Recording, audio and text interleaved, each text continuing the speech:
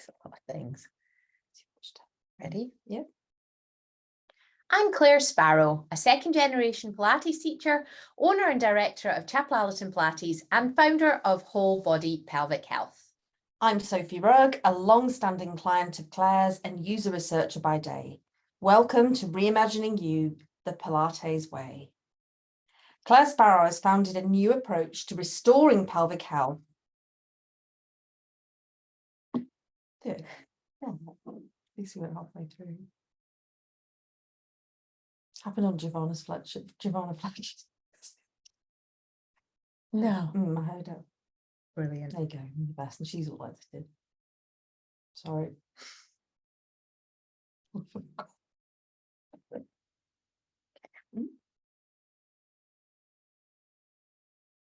Just gonna wait for the car. I want this car going now.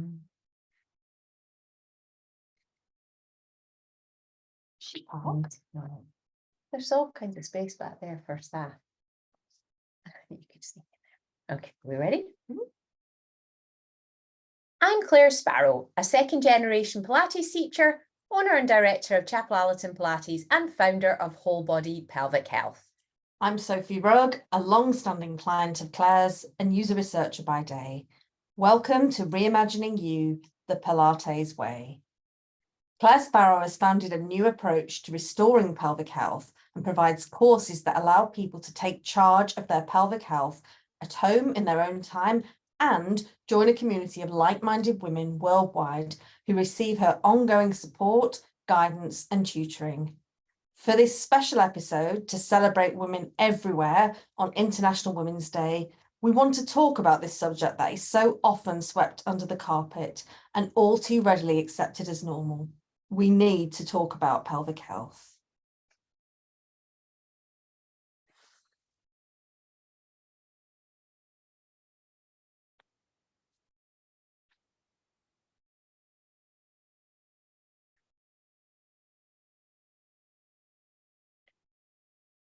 Ready?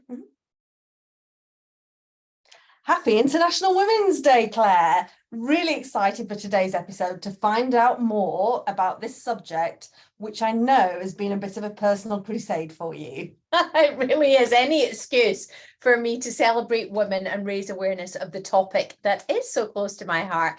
Yeah, it's really, truly not spoken about enough at all. So I'm happy. I'm here for it. Brilliant. So International Women's Day, it's a global day that not only celebrates the achievements of women, but also marks a call to action for accelerating gender parity. This year's theme is Embrace Equity, and International Women's Day calls for collective activism to drive change.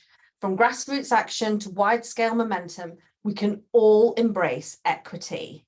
But before we go into that in a little bit more detail, I've got to ask some really basic questions, obviously. Of course. So first, what is pelvic health? Where is our pelvis? What's a pelvic floor? How do I know where it is? This is such a huge and important question, and it isn't a silly question to ask because so many people just don't know. Because when were we sat down? Like when was it we were sat down and told about our pelvis? Well, never. Exactly. When were we ever told about our pelvic floor? So I thought about this actually, and probably the same as many women. The first and only time I ever thought about my pelvic floor was when I was pregnant. Yeah. And somebody somewhere, or I read it, said, oh, you need to do your pelvic floor exercises, you need to do that squeeze thing. Of course. I did it a few times and thought, I don't even know what this is really, and then put it in. I love that you packed it in. My gosh. The thing is, though, it's so true for so many women. That is their first invitation or first education on any level about their pelvis or their pelvic floor. My situation was a bit different because I come from a movement, I come from a dance background where we were told, so you need to pull that internal zip up and things like that. So there was already a kind of felt sense and awareness of that. But your pelvis is made up of the pelvis at the base of the sacrum at the base of your spine and your tailbone. So your pelvis includes spine, and then these two kind of dish-like curving bones that come round and meet at the front, and they kind of hold the sacrum at the back, and they come forward, and it's like what you call your pubic bone at the front. Right. But your pubic bone isn't a bone, it's where two bones meet one another at a little joint called the pubic symphysis, just for reference, but it is not one bone. And it's not a floor. And it's definitely not a floor. So when I imagined doing the squeezing, Yeah. I imagined I was pushing so much that there was this floor that went up. I didn't know what for or what. It's so interesting too, because so many people, so just to pick up on that word you use, pushing, a lot of people now we're discovering from various different large and small research sort of studies that are being done, that people think they're squeezing up, but they're actually pushing down. Oh, interesting. Because how do we know? Well, I can tell you what I was told. It was about if you want to stop a wee mid-flow, it was that. Yeah, well, that would incorporate those muscles, but there's muscles around the back part of your pelvic floor as well. So you might think about breaking wind and not breaking wind, and that might help you find. But those are the sphincters, and it's so much more than just the sphincters. It's much, much broader than that.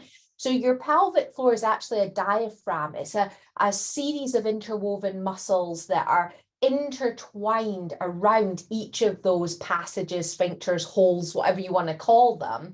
And they are partly responsible for the motion of those passages, but a lot more than that. They're postural, they're functional, they act like a diaphragm, like our breathing diaphragm, and they work with our breathing diaphragm.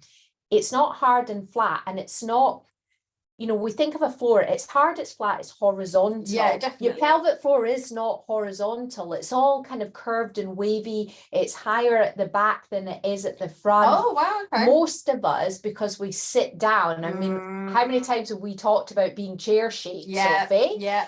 And so many people are in that tucked under bottom, which then we think we are making it a floor, because you are making the pubic bone level with your tailbone, when in reality it's not. And your pelvic diaphragm comes through the back of your sacrum at the end of your spine. So it's more like a roof or a back than it is a floor. And the minute you change what you think of it as, your experience of it becomes different. Oh, that's really helpful. I'm really looking forward to finding out a little bit more. But before we do, I want to pick up on that concept of embracing equity for International Women's Day.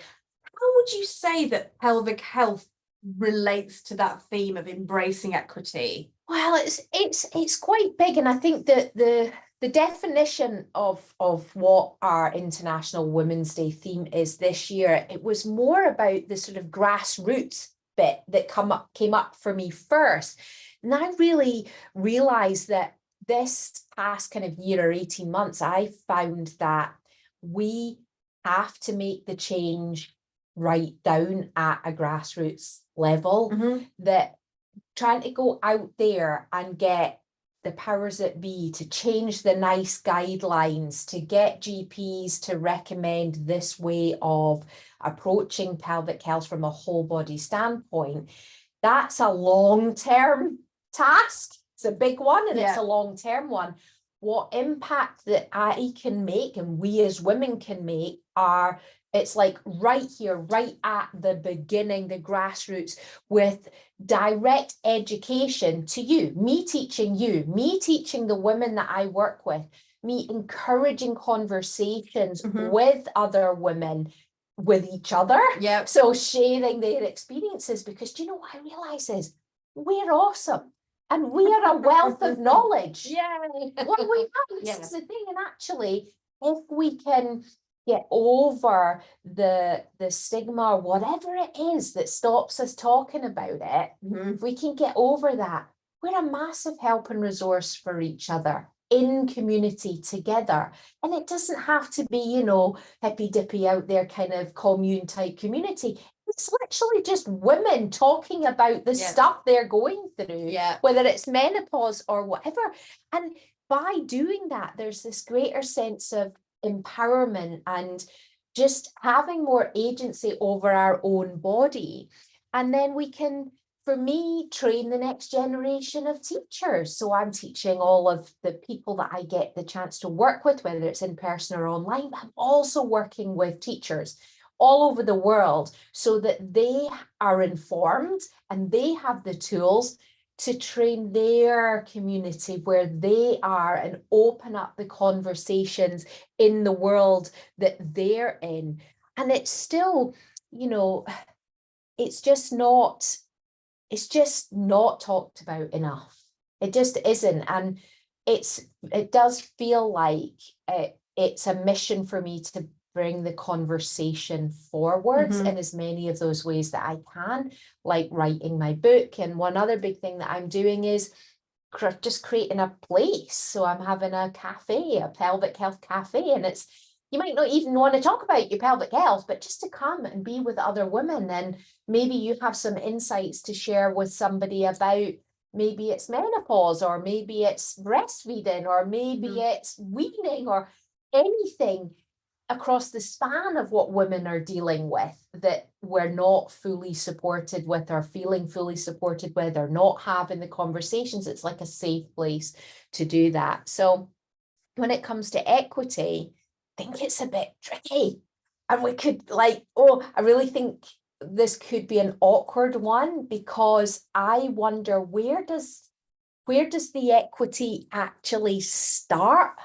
Like, where does it start? And I actually wonder if maybe it starts with us. And one of my absolute favorite podcasts is with a woman called Laurie Harder. I can really recommend her podcast. And she used to, in the early days of her podcast, she had her little introduction, and it always said something like, should we wait around for somebody else to see us, or should we anoint ourselves? Should we take charge? And that has just stuck with me for years, because I think that we have to just take a little bit of the lead ourselves, find a way to have that agency. And that might be one conversation. It might be a conversation with your daughter, or a conversation with your mother, or a conversation with a friend, where you just begin there. You just start to take it on and start to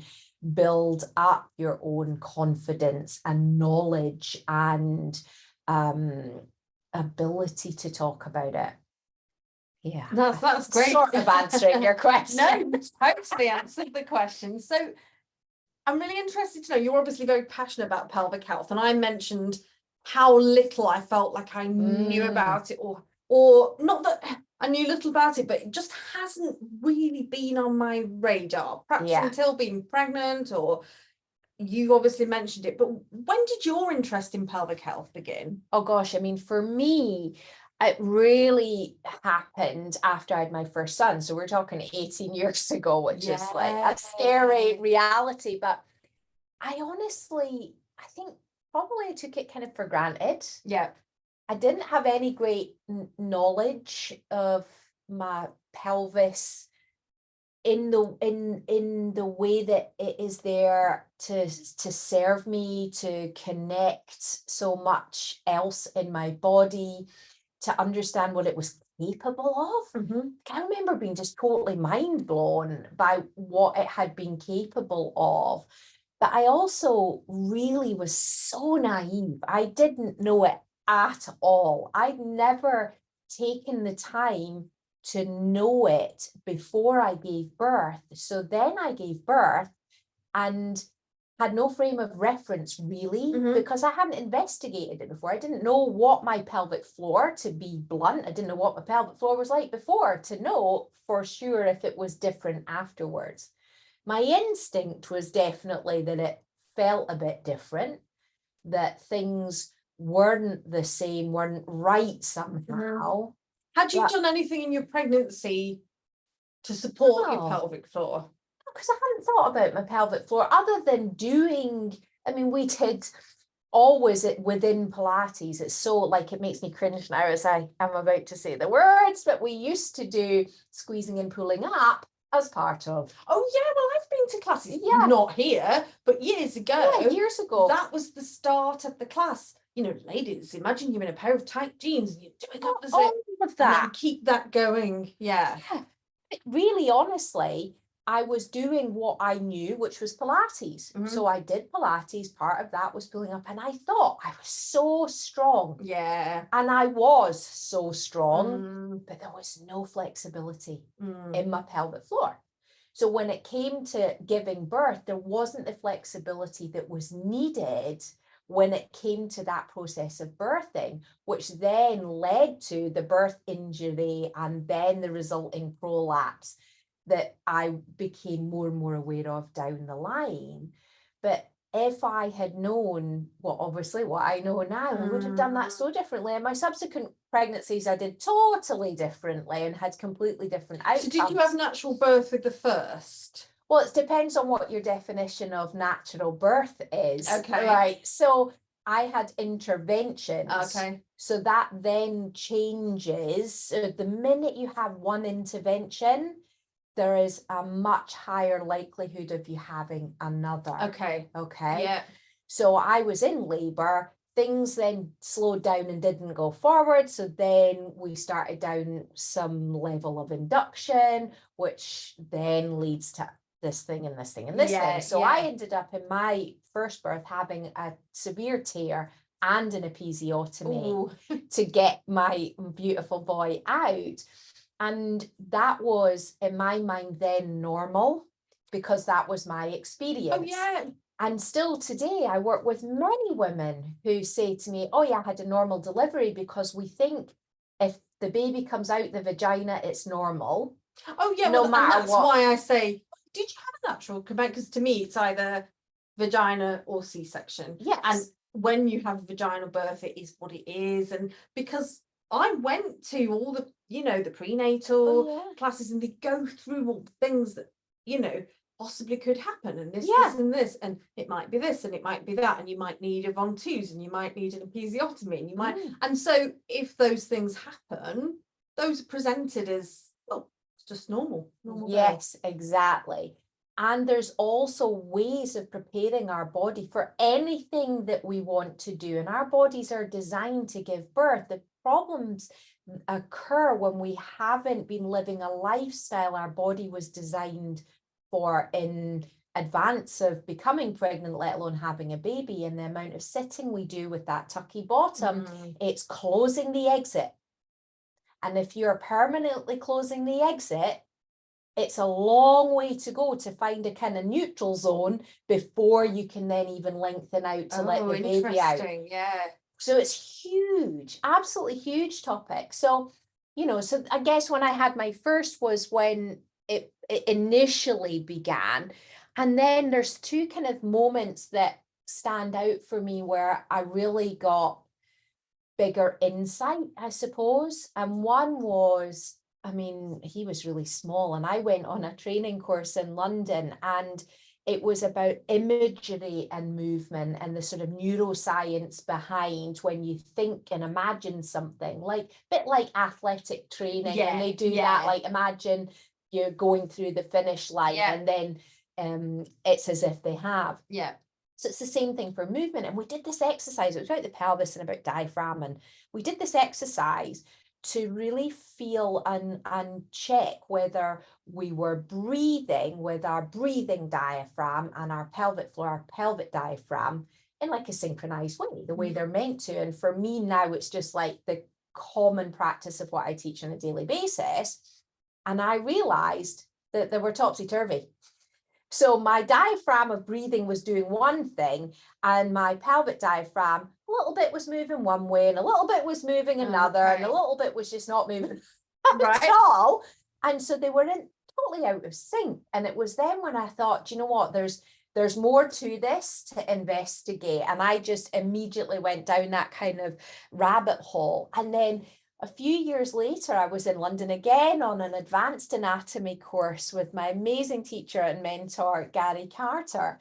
And I remember when he was looking at the pelvis with us, and he was demonstrating to us how the legs connected to the sacrum specifically, Yeah. and how the feet related up to the pelvis. And it was like, and he even says this now, that he can't, I'll never forget seeing the light bulb go on for me in that moment. And that was where everything really came together. And I knew the whole body approach was essential to come back to pelvic health, that you can't really, when you see how everything is so closely connected, you cannot just work these muscles in an isolated way. So those are my like three turning points, really. And had you had any other symptoms? So I knew, I mean, like deep down, I knew that there was something not right. And I could feel sometimes, you know, around maybe a few days or the week before my period, I would feel like there was just like a funny pressure or a little movement in my pelvic floor that wasn't really there the rest of the time. And I could sort of track it that it was cycle related, and then it was mostly fine the rest of the time. I didn't often get caught short, as they say, or things like that. It was more that sensation that I kind of knew there was a prolapse there. But it was a long time before I felt kind of brave enough, because it was upsetting to me to think that this could be happening, because I felt like I was letting myself down. I felt guilty. I felt like, well, I'm a Pilates teacher, and how could this possibly happen to me? And so I felt a lot of shame around that possibly being the case. And so when I did feel brave, and I knew that to really be honest out there in the world with the work that I wanted to do, I needed to get over that so I could really help more people. So I went and had a physiotherapy assessment, and obviously that did confirm my fear that I did have a mild prolapse. They were very reassuring. I know that the prolapse wasn't massive, but I still knew that I needed to acknowledge it. And actually, for me, it was naming it, acknowledging it, accepting this happening was what then helped me to actually improve it. Like almost instantly, it felt better because I'd let go of the shame and the guilt about it, so I could heal it just with the mindful awareness that it wasn't my fault. It isn't shameful. I haven't done the exercises wrong. There's nothing wrong with me. So that was a really big thing for me. Did you see a specialist physiotherapist, or was it just a generalist? No, so for an internal assessment of your pelvic floor, it's really important you see an experienced women's health physiotherapist who deals primarily with pelvic health, because women's health physios deal with all of women's health, but a pelvic health specialist. So I worked with Anna Kroll, who is just fantastic. And I would recommend seeing someone who is a specialist in that area. And did you seek medical help as well? Or no. Did you just go down that route? No. What stopped you? Because as we were just explaining, I would prefer to see a specialist in the area where my problem is, rather than someone who's a generalist, because their experience isn't going to necessarily direct me in the right route. I also knew enough at that point. I knew, and I was looking for confirmation and acceptance, really. And how long was that after giving birth, would you say? Oh gosh, I mean, I'd had 3. It was a long time. It wasn't like, it's a few no. weeks after. Okay, tell me a bit more about that then. Well, I mean, it really took me a long time to come to accept and come to terms with that. So the injury with my first, for sure, was the direct cause of the prolapse that I had. Oh, okay. But I had 2 other children, beautiful. You know, I took the time after having my first, so there's big gaps. So after I had my first, because I needed to heal mentally, I've shared it before, I had postnatal depression as well. It's all sort of tied in. And I learned so much in that time. Like, I'm so thrilled for that time that I had to learn. So I learned so much about anatomy and physiology. I learned loads about fascia. I learned loads about women's health, pelvic health. relaxing hormones, menopause, all of these things to just go deep and understand more. So how did you approach the second pregnancy differently? Oh, I did it all. So I did hypnobirthing. I did, because there was obviously some fear around giving birth again. So I did the hypnobirthing to help with the fear. I did internal massage, so the perineal massage leading up to giving birth. I trained my body in a completely different way because I trained it for the task at hand. Yes. So I prepped my body to reduce strain throughout the pregnancy and prepped it for the process of birthing. Right. So all of that with the understanding that the pelvic floor is designed to lengthen at minimum 3 times its resting length to squat, let alone give birth. So it unfurls, it expands out like a concertina or a fan opening to allow us to deliver our babies. But I hadn't trained my body for that before. So I had 2 further, what was your word? Natural births. I had 2 further natural births where there was no interventions. They were, each one got bigger. Just in case you don't know that, ladies, they do get bigger as the more you have. And so I had 2 beautiful, like after each of them, I said, oh, I want to do it again, because it was so empowering. I was empowered because I had given myself that agency over my own body by training it, knowing it, learning it, experiencing it before going into that in a way that I hadn't when I was young, and it was new and I didn't know. And what about afterwards? What was different about your recovery from birth this time, but pregnancy and birth? Yeah, so the great thing is, I always say, each baby taught me new lessons. Each pregnancy and birth taught me more lessons about life and about my body and about what we're capable of. And, after my second, the day, so I got home, went to bed, got up, and I walked to school to take the other one who just started reception to school, because my husband, unfortunately, had a terrible sickness bug and there was no choice. And so the difference was that was not a big deal. Not a big deal at all. We just rocked up the road and that was it. And it was a beautiful moment where my eldest could be part of the transition, and it was that was amazing. And then the third one, I should say, similarly, we were just ready and active, and my body was ready afterwards too. So I had the skills, I had the tools, I had the knowledge. It was very different. I think it's that thing, isn't it? When we know better, we do better. Of course. But we work with what we know at the time. And for many women, me included, I have no idea what's coming with that first one. You learn think you have. I will tell you, really honestly and truly, I thought, I've got this. I thought, I'm a dancer, I'm a Pilates teacher, I've got this, no problem. Easy peasy. And it was a humbling lesson. And I am so grateful for that. So grateful for the experience of that, because it allowed me to have so much more respect for my body.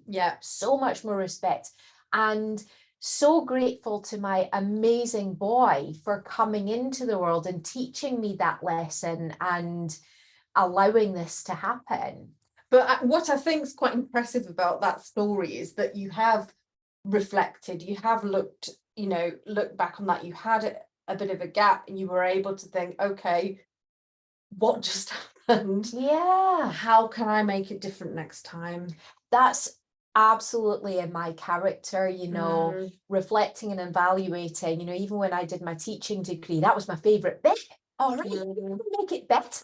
Like, why wouldn't you? It's really in my nature to do that. Would you say, in your experience of working with women, there's a point at which they start experiencing pelvic health issues? Oh yeah. And as a woman, you mentioned how you knew something wasn't quite right. Mm. Is there a way that women commonly know something isn't right? I'm thinking if someone's listening now and they've got a bit of an inkling, what should they be looking for? That inkling is Okay. what to look for. Really and truly, most of us have an intuition, a sense. And because we don't have these conversations like we're having now, we just shut that sense off because we're not in conversation about it. We're not talking about it. We're not sharing it. If we had that sense and everybody was just talking about it, then we would share that. We would know that what we're sensing is normal and something can be done. What happens is we don't think it's normal because nobody else is talking about it. Then we don't do anything about it. Then it's exacerbated over time and doing other things that might not help it and not taking the necessary steps early on to handle it. So that's really comes back to, you know, why we're talking about this on International Women's Day, the bringing communities together, teaching women to have agency and conversations about their pelvic health.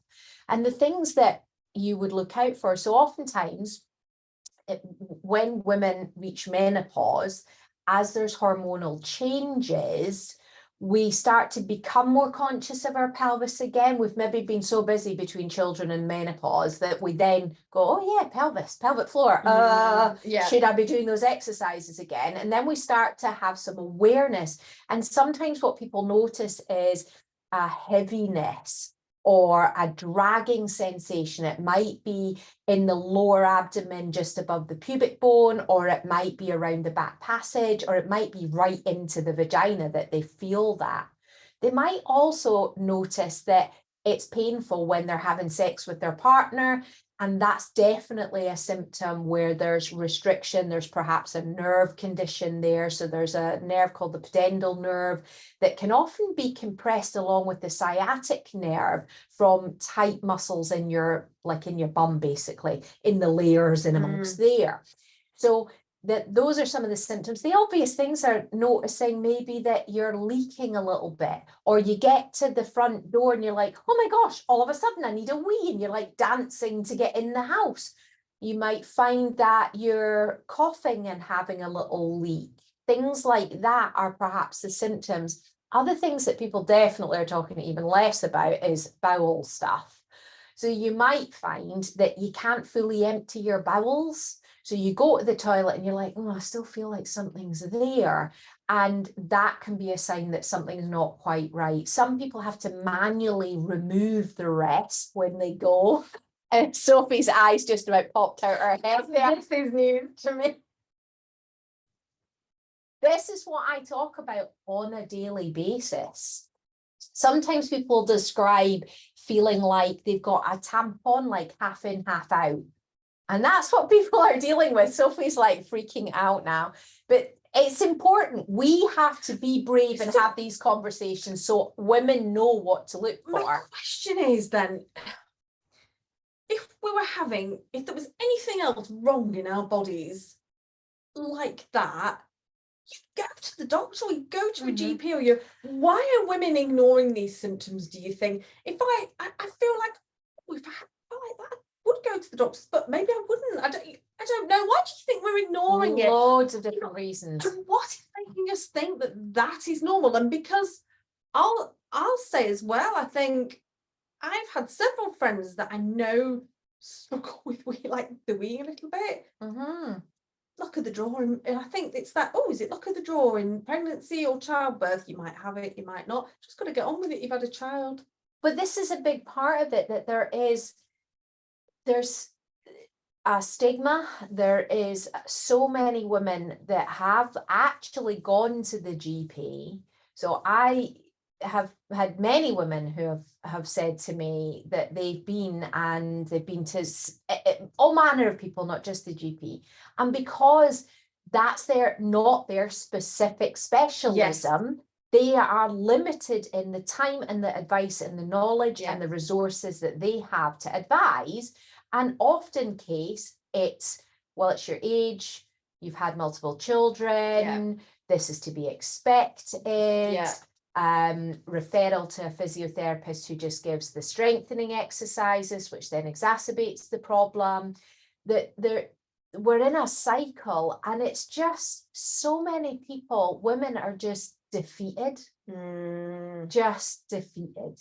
Because I know that like for me, once you've been to the doctor, if you've been dismissed or you have a referral and you go and it's not quite right, you tell yourself, don't you, oh, I'm making a big thing over nothing. Yes, it's me, I'm doing it wrong, it's my own fault, it's because I had these children, it's because I did the wrong exercise, it's because I did this, that, or the other. I just have to accept and go on with it. And that stoicism, that way that we just carry on, and that's perpetuating the problem, because we just keep carrying on. If we said, hang on a minute, like you just went, hang on, all those things, and we're not doing something about it. Exactly. Because if we then said, no, this isn't good enough, I expect more, and this is definitely how I feel. I'm like, no, we can do better than this. Yes, ladies, you're going to have to put time, work, and commitment into restoring your pelvic floor, but you can. I've had clients, numerous clients, who've come and they've been under a consultant, and they've said, okay, we need to look at this prolapse and get some surgery booked. And they've gone, oh, not really sure. That's like being the panic. Okay, I don't want to go down that. I don't want surgery. Don't want surgery. So they've come to me. Immediately they've gone, oh, that makes so much sense when I explain the whole body and the relationships. And they've gone, I'm on board. And they start doing the program. One lady who went to her consultant after doing the work with me, and he literally looked at her pelvic floor and said, oh, well, my surgery couldn't have done better than that. Wow. Then she's carried on. She'd gone to have a general check, and the person doing the check went, wow, your pelvic floor is amazing. Like literally was like, wow. And that is a massive win, because that woman is now, she has taken charge. She's owning her pelvic health, and she's empowered. Like she's a beautiful, sassy, empowered woman, because she's taken that on board. And we can all do that. But yes, we can. But I also think the issue is around that quick fix. Oh, yes. And it's not, I don't mean that in a flippant way, it's because particularly after you've had a baby, you're busy. And like you said, you're not really thinking about yourself. So you might have this nagging thing of something isn't quite right, but I haven't got time to do that. Definitely. And it's going to take how long for me to do it your way? And actually, surgical results are very poor. Most people that have surgery have multiple surgeries, because they are not the answer, because the surgery is to do something to solve a problem that is not the problem in the first place. And this is where this approach, whilst yes, it takes your effort, has longevity. Even those quick strength-based traditional exercises, they are not they have never been tested long term. They give a short window of less than 10% improvement. I'm sorry, but I want a blooming sight more than 10% improvement. There's apps and whatnot you can download, and it's just all based on that same research. With my first son, I had an app on my phone. It used to alert me. It's time to squeeze. I used to turn it. Yeah. It's annoying. Good. I'm always really happy when people say to me, oh, well, I downloaded that app, but I keep forgetting. Yes, that's a win. So let me just backtrack to that. So not only is it probably not helping, it's not doing any good either. Is that correct? So let's backtrack even further. The assumption is made that the pelvic floor muscles are weak. The test is then done if someone goes to be assessed for their pelvic floor. The test is then done to check how weak, not to scope out if it could be something else. How weak? Measure it. subjectively while they're lying on their back, which is not how their pelvic floor functions anyway. Right. That's a big topic. So then they go, okay, it's this week. This means you do this many of those squeezing exercises, this number of times a day, that's what you need to do. The problem is not that the muscles are weak, they're out of balance and they're not in coordination. We go back to my story about when I went to London and learned about the neuromuscular connection and the imagery and how important that is. The diaphragm of breathing and the diaphragm of your pelvic floor talk to one another. If there's been an injury, any kind of trauma, any kind of postural imbalance from sitting on it, it will not receive the messages from your diaphragm above or from your brain, so from the headquarters above. It's not then coordinating to the activity that you want it to do. So if you jump up and down, don't do it just now, but if you jumped up and down, you want to know that the messages get there quickly from your brain to there. It's a little bit more, so my anatomy folks out there listening, I know it's more complex than that, but I'm making this for the regular person listening. You have got to get the responsiveness there, the coordination for it to go, oh, yes, jumping means we go in and up. Oh, right, we're squatting, we go out and down. But that is more than strength that those muscles require to do that.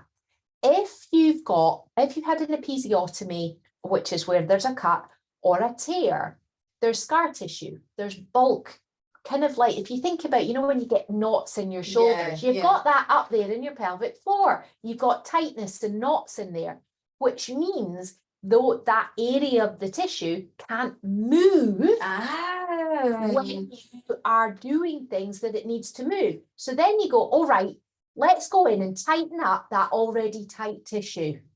Okay. Makes no sense. No, it doesn't. You're just making it worse. Oh, I get it now.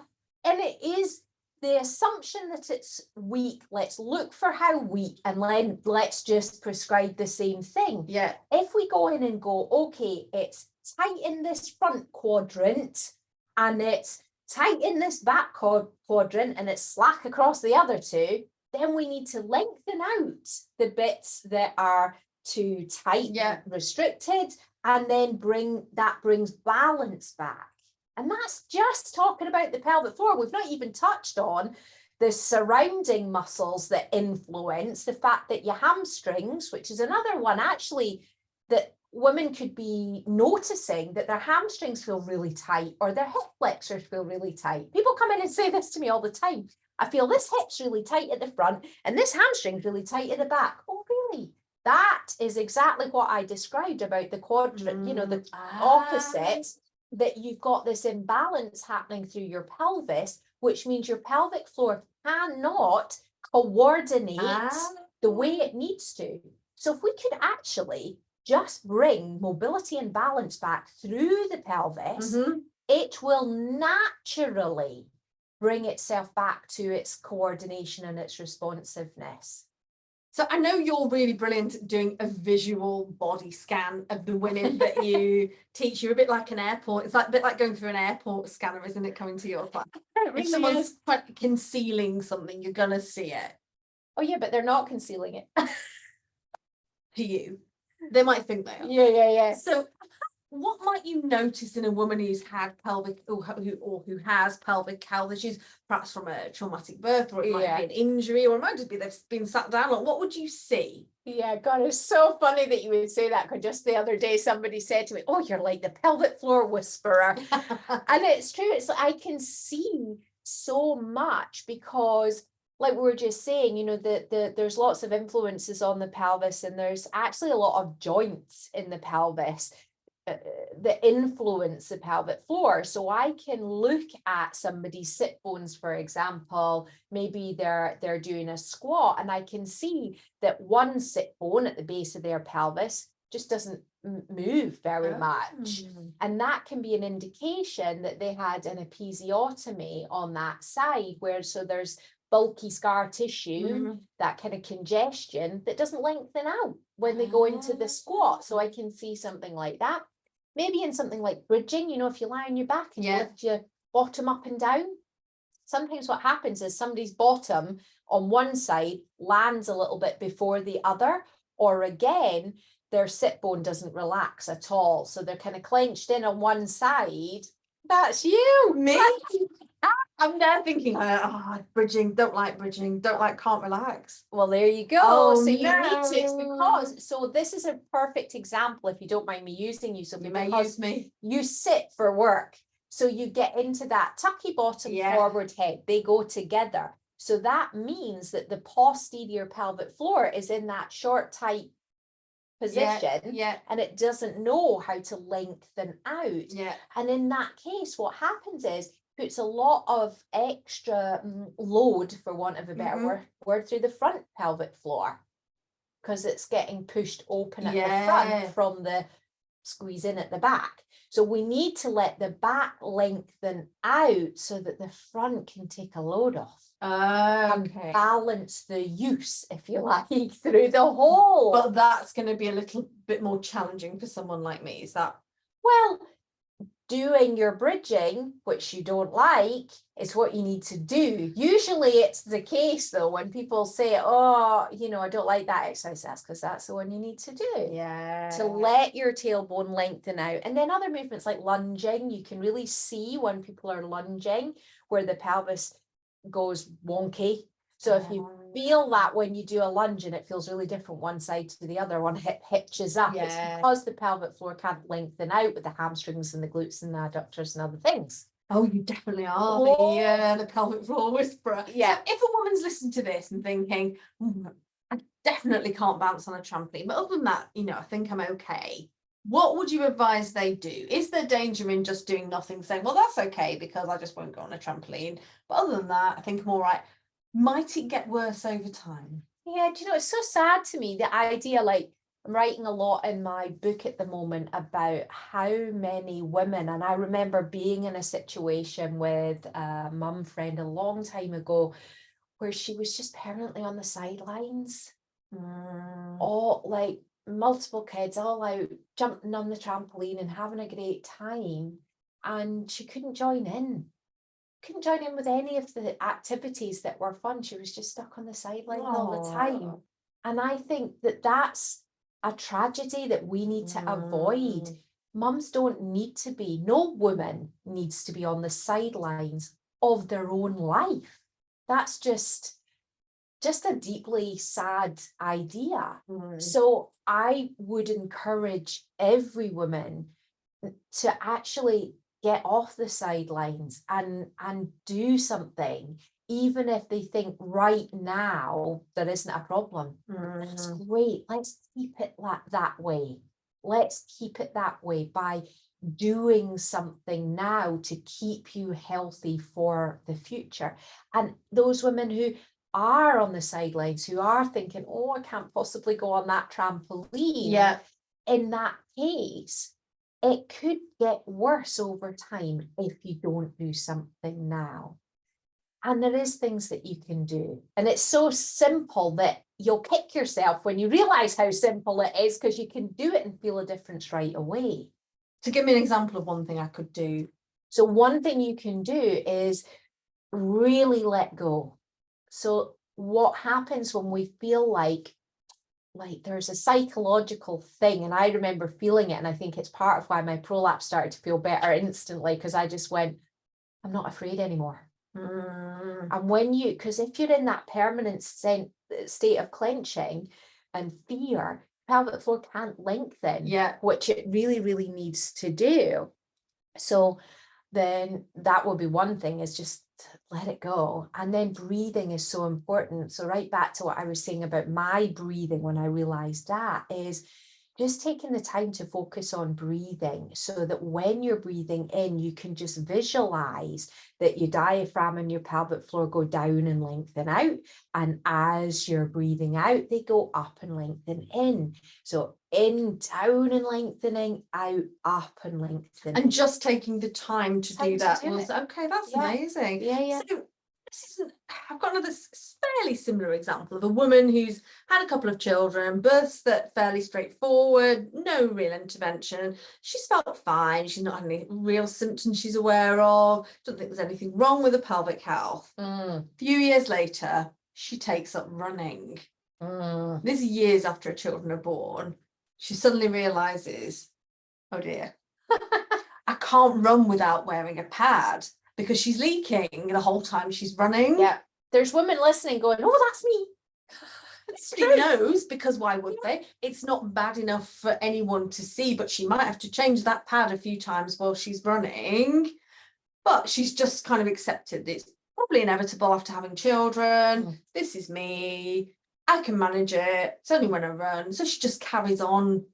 What should she do? Is there a consequence for her of doing nothing? Is it likely to get worse? Yeah, it's so interesting, isn't it? Because, you know, when it comes to pads, like even the adverts for the pads are glamorized. And, you know, we were talking about the surgeries, and even surgeries are being glamorized because there are celebrities out there talking about their designer vaginas. Yeah. And it's like, no, we need to actually look at this. Like, are we really accepting that we have to go and get designer vaginas and go and get pants that are pads inbuilt and all of those things? No, let's ask for more. And so for the woman who realizes when she goes running, it can be the consequence of the birth that she had many years before, that her body, it's almost like it's dormant, you know. So it's there, but our body's been surviving, and the running is just pushed it over the edge. So it then makes our body, not makes isn't the right word, but our body then just can't cope with the load and strain of that. And she literally just needs to do the breathing that we just talked about, because it's likely to be paradoxical, because when she's landing, the opposite response is happening because things are coming out. But it's also likely that there's other muscles around the pelvis that are also overworking, pulling the pelvic floor open, which is really, really common. So lots of people, like some of our listeners will already have been told at some point, oh, they've got a tight piriformis or tight hip flexors and these things. And they actually, there's muscles deep inside your hip that can be holding. You imagine like curtains with tie backs. You're trying to close the curtains to stop yourself weeing when you run, but the tie backs are still on. So we need to slacken off the tie backs so that we can get that response when we run. So yeah. And what about women that haven't had children? Would they typically experience fewer or even no pelvic health issues? Do they need to think about pelvic health Every at woman all? has a pelvic floor, therefore every woman needs to consider Okay. and work on their pelvic health, because it's the central point in our body. The center of gravity is in our pelvis. Everything we do from our feet up goes through our pelvis. It's communicated through our pelvis. Everything from above down is through our pelvis. It's strong, it's powerful. It's so important that we know it. There are many things that can happen to a woman who hasn't had children that can affect their pelvic floor. So they might fall, for example. So they might fall and break their coccyx. Very, very painful. And your pelvic floor is attached there. So for sure, you're going to have a problem if you've broken your coccyx. Some people will have had surgery to have a hip replacement. Yeah. Somebody might have fractured their thigh bone. Yeah. That thigh bone goes into your pelvis, so it is influencing on your pelvic floor. You might have an impact to your head. So something might fall on your head, or you might hit your head. Your head is on top of your spine, and your spine, remember your sacrum and tail is part of your pelvis, and your pelvic floor weaves in through the back of your tailbone and your sacrum, which is at the other end. So that trauma is sent down, and so it could change the brain to body, the neural pathway, the brain to body connections, and that might just shut it down. Wow, that's So a amazing. head You wouldn't injury- put that together. No, you wouldn't. No. Even somebody who does that, what do you call it, grinding their teeth, jaw clenching, that sort of thing, because it's at the top, but they're connected. So there are so many things that can affect. I know you're like, oh, there's another thing that's me. Yeah, my next question was going to be around pelvic health being something I haven't really thought about. I've probably missed it. What lower level symptoms might have experienced, but I've just identified the teeth grinding, yeah. I don't think anyone sort of gets away with it, do they? If you're a woman, there's probably something interesting. somewhere in your life. Yeah, I posted a question online a couple of weeks ago asking, when do you think that we should be educating on pelvic health? And the fact that we are having to have this conversation now, where your feeling is that, nobody really gets away with it. If we owned it, if we were empowered as young women, it wouldn't be like that. Yeah. It wouldn't be this inevitable, I Yeah. can't get away with it. No, actually, if you own it, if you know how it works, if you know where it is, if you know that it's multiple bones and not one big solid lump, if you understood the dynamic nature of it, you'd live in it from a young age very differently to how we live in it, because we're told it's a floor and it's not a floor. So anyway, I mean, I could go on. I knew you were going to say To that. answer your question, though, really, it's the things that people ignore. Definitely grinding teeth, jaw clenching, aching feet, even. So if you get like chronic plantar fasciitis, that could be a thing. Lower back and tight hamstrings. We talked a little bit about how your hamstrings at the back of your leg connect into your pelvis. Also, your inner thigh muscles, they connect in as well. And so some people will get like a little groin stingy pain. Right. That would be a sort of low-lying things, that these sort of undercurrents of things that don't feel bad enough. And it might be like your sacrum at the back of your pelvis. It's just like low-lying niggles that might not be in your pelvis. It might be further away. Okay, interesting. I need to think about that one and let that one digest. So Pilates is obviously amazing to help heal pelvic health, any pelvic health issues. But what would I need to commit to in terms of time and frequency to see a difference? And I'll add to that, and is Pilates alone enough to heal pelvic health issues? Is there anything else that a woman should be doing to complement a Pilates practice? The thing is, your pelvis is, like we're just saying, your pelvis is for life, and it needs your attention for life. And it's difficult to put any kind of measure on, how much and how often, because the degree of what we're managing with each individual person's pelvic floor health is going to be different. So it isn't possible to say, if you do this thing this many times a week, because it's going to be for the individual, and it's going to be something that's realistic to their lifestyle. I think that's one of the things that's really important, is that you can integrate a Pilates practice or elements of the pelvic health practice into your life. So it's small bite size that you do, and you don't always feel like you have to come and do a studio class 3 times a week. You might do that once or twice a week, and something at home at the other times to make that up. And it's also important to say that not all Pilates is the same. Like I was saying at the beginning, part of my realization the past year and a half is that I have to educate the people I have access to. And part of that is that the many teachers that I teach around the world, so that they're informed.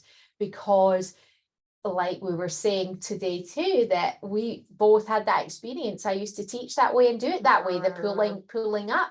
Some teachers are still teaching that way and they don't have this information accessible to them, so they still teach that way. So it's important to acknowledge that the teacher does need to be pelvic health informed to be able to have the impact that you're looking for. And is there anything else I should be doing to complement that Pilates practice?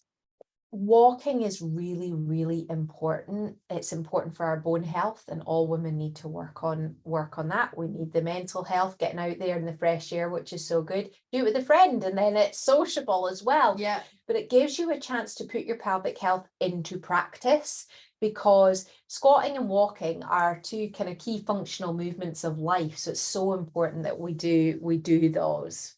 And is there a point where I'm healed and I can reel it in a bit? Because, you know, modern day today, everyone's busy. We want quick fixes, don't we? So you were talking about perhaps coming to the studio once or twice a week, doing some practice at home. What about when I'm getting better and I haven't got those symptoms as much anymore? Can I do less? No, what I would say is that you need to challenge it more to maintain it. So, you know, for me, whether it's pelvic health or just Pilates in general or life in general, I feel it's a real priority and we owe it to ourselves to progress, to go somewhere, to keep striving rather than just settling. Yeah. And it has to be maintained. You cannot just go, woo, I'm there, and then stop doing it, because then your symptoms will come back. Okay. It's never going to go like all the way reversed, but it is something that has to be maintained. Yeah. Like, you know, I always say it's like brushing your teeth. You're not going to suddenly stop brushing your teeth because that one day you got all the plaque away. Yeah, I like that. That's a really good analogy.